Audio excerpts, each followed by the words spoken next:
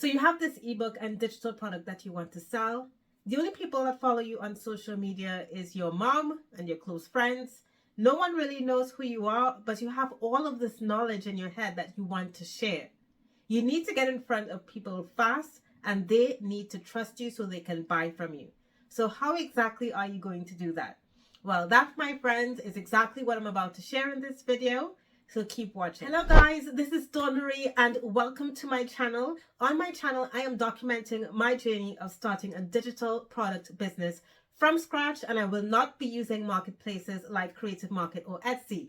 Now, as my career, I am a digital product marketer and I wanted to build something for myself. So I thought, why not start a YouTube channel and take you along with me so you can see what that journey looks like. And I will not be talking about how I made $1 million or a gazillion dollars in 30 days, because I'm about to share with you the raw and transparent truth of what it takes and how long it takes to build a digital product business. No hype, no BS. So if that's cool with you, then please do subscribe to the channel. Now, before I get started, I want to share with you my 10-day action plan for launching your own digital product. This 10-day action plan is going to take you through everything that you need to do in the next 10 days, step by step, so you're not missing out anything, so you can put together your own offer, sell it, and fulfill it. No guesswork needed. So be sure to look in the description box below for a link to that free gift. Okay, so in my Q1 video for 2023, I recently shared exactly how I'm building this digital product business, and I'm using something known as attraction marketing, where I am creating content that people are searching for. They are able to find me that way, and I'm building a personal brand using that method. Now, of course, this strategy is more of a slow burn strategy because you're actually building a cold audience. A cold audience means that these people, they don't really know much about you, so they're not familiar with you, and therefore there isn't that trust. So it's going to take time for you to build up that trust and therefore get them to sell. You can sell your products to them. But the beauty of attraction marketing is that once you have attracted and built your audience, these people become loyal to you. They stick around, they consume your content, and more than likely they are repeat buyers of your product. Now, attraction marketing isn't really for everyone, at least not from the start, because it can take some time for you to get traction. And especially if you're looking to make an income from your business quickly, it may not be the best thing to start with. But I certainly do not suggest that you forget about it, because it's something that you should include as part of your marketing strategy. Because when you look at these big brands, that's exactly what they are doing. They are using attraction marketing to attract their own audience and build that loyal community. So when you think of a platform like YouTube, for example, YouTube launched in 2005 as a free video sharing platform. So from 2005, they allow people to come to their platform to create videos,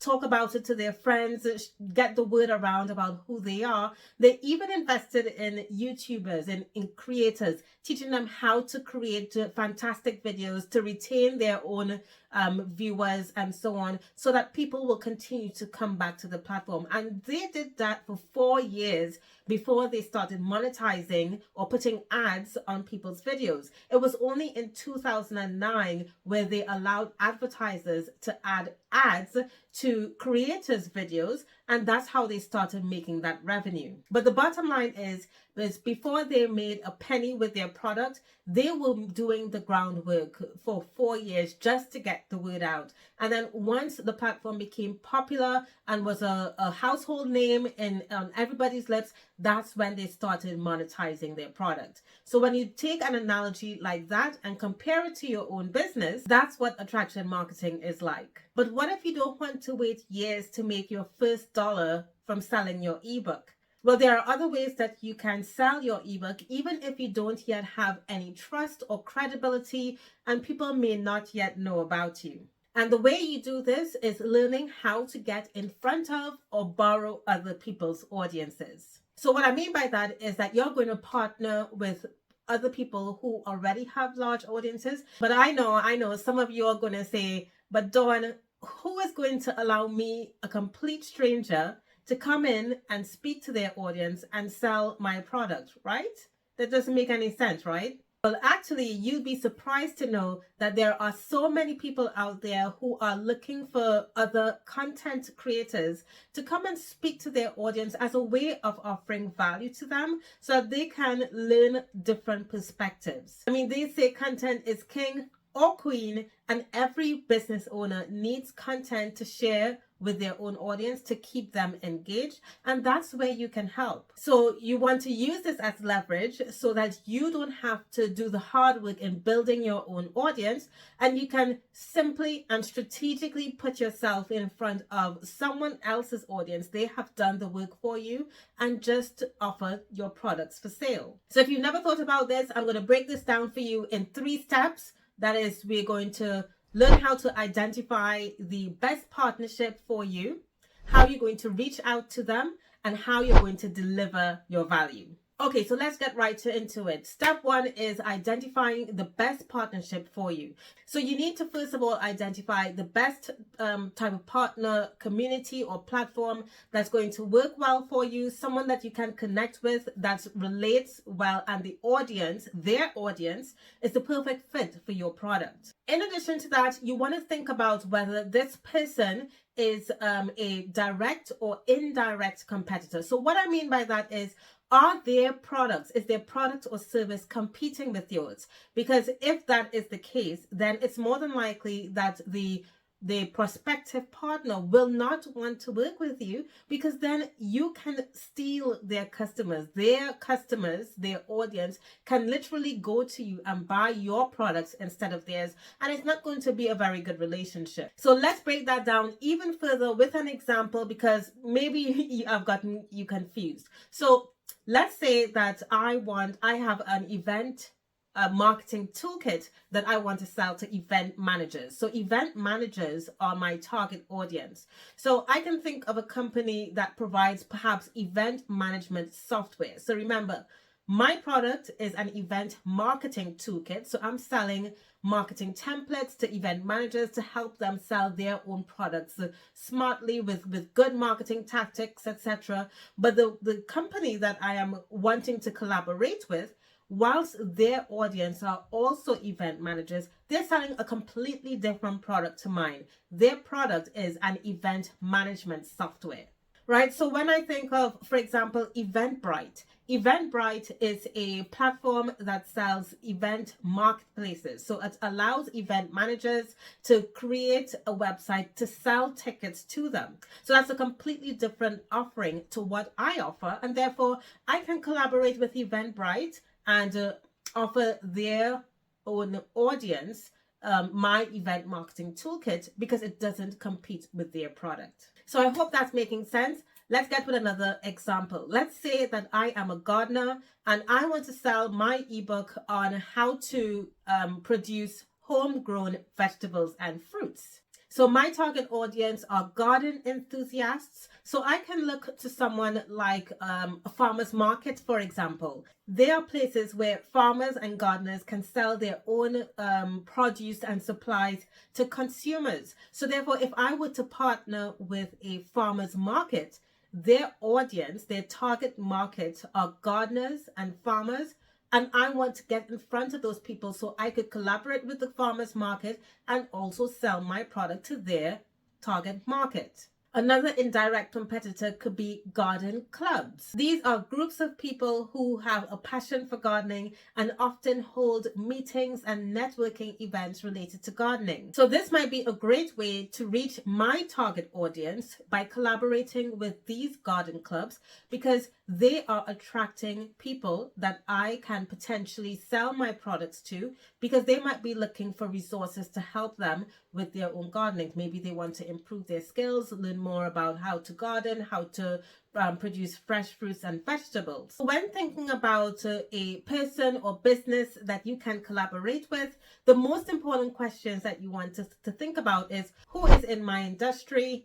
Who are their target audience? How do they actually serve them? And do they sell products that are likely to compete with yours? If the answer to the last question is no, then you have a potential partner that you can reach out to.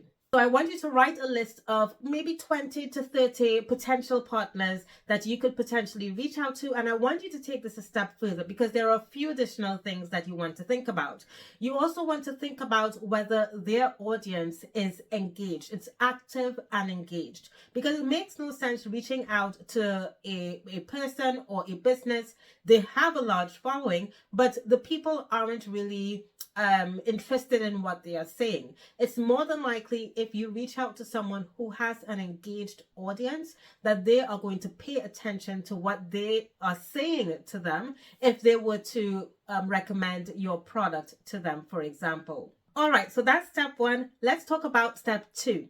Okay, so once you have identified the best partner, again, I suggest 20 to 30 in the first instance. You want to reach out to them. You want to make the introduction, but you don't just want to reach out to them and say, hey, I've got a product to sell. Listen to me. No, that's not going to get you anywhere. You want to make sure that you're making the partnership valuable to the partner so that it's a win-win for them. It's a win for them in that it's valuable and they can benefit from it. And it's also a win for you because you are able to then get exposure to a larger audience than you would already have had. So how can you do this? Well, you can offer something for free to their audience that's likely to be of benefit to them, and also it's going to demonstrate your expertise. I mean, when you go into a partnership like this, the first thing that should be at the forefront of your mind is that you're entering into a partnership with someone who has taken the time to build up this audience, nurture them, and also gain their trust. So it's unlikely that they are just going to have a complete stranger come in to them and start pitching their product. So you want to make sure that they are the ones who are benefiting the most. So a really good way is to teach their audience something for free.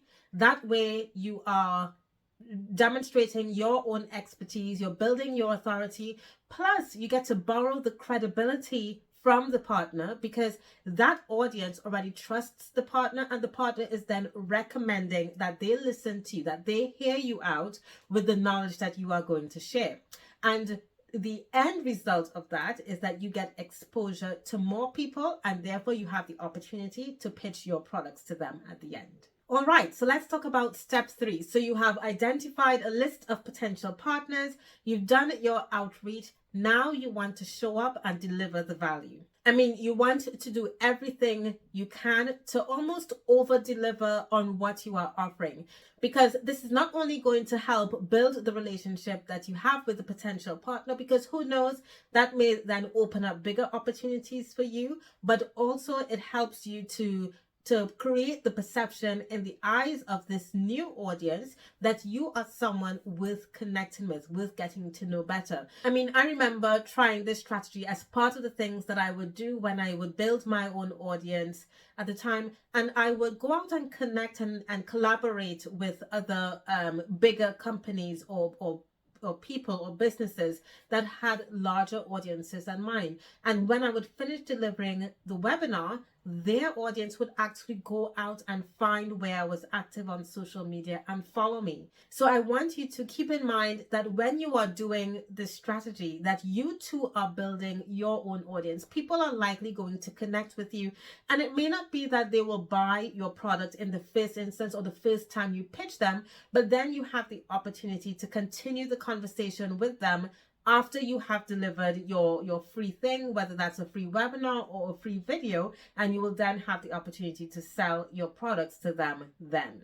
Also, don't forget that when you are negotiating or you are having discussion with the potential partner, that you also get permission to pitch your own product. That's so important, because you don't want that you leave that part out, and then when you're delivering the content to the audience, you slide that in. That's not going to leave a very good taste in that person's mouth. So you want to set that expectation from the start so they are aware that you will be pitching a product. Now, as a final note, and like everything else, it does take time for this strategy to actually build traction, and it's really dependent on who you collaborate with. So if you find someone that you collaborate with who has a bigger audience and your offer is dialed in and it's exactly what they are looking for, then it's more than likely that you are going to get sales. But if you have tried this strategy and you don't get sales in the first instance, don't stop. Keep going, right? A lot of people are not successful in business because they quit at the first failure.